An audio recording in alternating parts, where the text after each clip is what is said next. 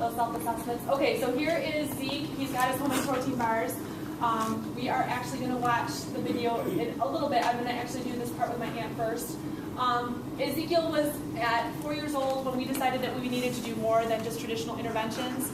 I had been raised in an environment where we ate a lot of fast food. My mom cooked as much as she could, but she was working full time. We did a lot of convenience stuff. And I was really modeling that with my family. I was trying to make dinner, but if I got to it twice or 3 times a week, a homemade dinner, I thought that was pretty good. I thought that was a pretty decent watermark. And I was working, and I just had my 2 sons, or I had just had my daughter, actually, when Zeke was 4. And I realized that I was going to lose him. The preschool teacher at his special needs preschool was like, we have to do the autistic assessment. We can't wait anymore for you. You know, we can't wait. It's bad. He couldn't say mama. He couldn't talk to me. He couldn't communicate. I was in total denial.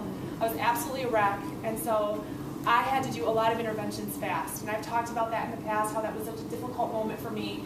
But I actually found a doctor in Bloomfield Hills, close to where we're at, and she did help me through the process of biomedical intervention and said, well, have you ever heard of gluten? No, I have no idea what you're talking about. Because that comes some kind of fat?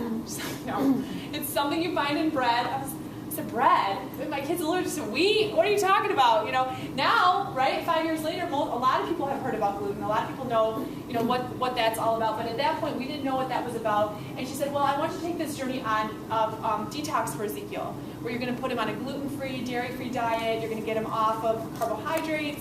You're going to get him off of yeast. And you're going to eat just very natural foods. And you have to cook everything. Okay. I said, well, when do you think I should start? She goes, well, today you should start. It's like, okay, great visit. Thank God. What the heck? You know, I load everybody in the car. Like, oh my gosh. I go, my husband's like, what am I going to do? Oh, I can't feed him anything. He's allergic to everything. And he goes, well, I don't know. So I'm like, God, if this is what you want me to do, help me to know what to feed this boy right now in 5 minutes because he's hungry. And I remember I was like, popcorn, microwave popcorn. And that was all I could come up with at that point. So I was like, okay, fine, I'm going to give him microwave popcorn. And we did that, you know, for that 5 minutes. And then from there, we went to Kroger and put a whole bunch of gluten-free products in the car and went to the checkout. It cost us $200. It's like, are they crazy? They want me to feed this boy this food? It's $200. I can't make, and he hated everything. It tasted gross, you know. So, and I burnt everything. It was nasty. It was just a terrible disaster. So, I mean, I don't have time for this whole process, but I want you to know, it wasn't like I just woke up one day and I was like, we're going to be gluten and dairy free. It's going to be fabulous. I'm going to cook every meal from scratch. It's going to be wonderful. And I managed all that with great ease. No, it was not like that. It was a disaster, okay? I was terrible. The food was gross. He didn't eat for 3 days. I cried every minute of that. It was just awful, but we got through it, you know, minute by minute. You know, today our speaker was talking about living in the moment. I learned you got to live in that moment. And when I made that kid a gluten-free birthday cake for my birthday, and when he ate it, I just wept. I wept because I knew we were going to be okay. I was like, I can make a birthday cake. It weighs 600 pounds because you know, plunked it down. It made a huge noise, and I was like, this is so gross. But the boy ate it, so we were okay. We're going to be all right. And Ezekiel is miraculous. Miraculous. Did it work out? He's perfect. So how long did it take? Is it amazing, Aunt Karen? How long did it take before you noticed that it was working? I would say we noticed in 2 weeks the difference for him. Yeah, like he came downstairs and he said, "Hi, Mom." Oh, good. And I mean, it's funny because my aunt is here, and I don't often have a family member who's watched him. But what did you think about him, like it going? Well, at 18 months before he got where he was, he would light up. You know, he seemed so normal, and then to go to her being told that he, you know, was a late bloomer, he, you know, was late in speech and all of that. To he really is normal. Really is normal. He can communicate. My family would be like, really normal. Did Ezekiel just talk to me? Yeah. Yeah, he did. Did he just say hello? And you know, it was shocking, but there were a lot of things that we did, and that's again part of our journey. But another part of our journey, we gave up television for 2 years because I had done a lot of research, and I felt like kids who watched TV, it had a big effect, especially autistic kids, on how they were very language delayed and very fixated on technology. So we completely gave up television. I took him to the doctor for detox.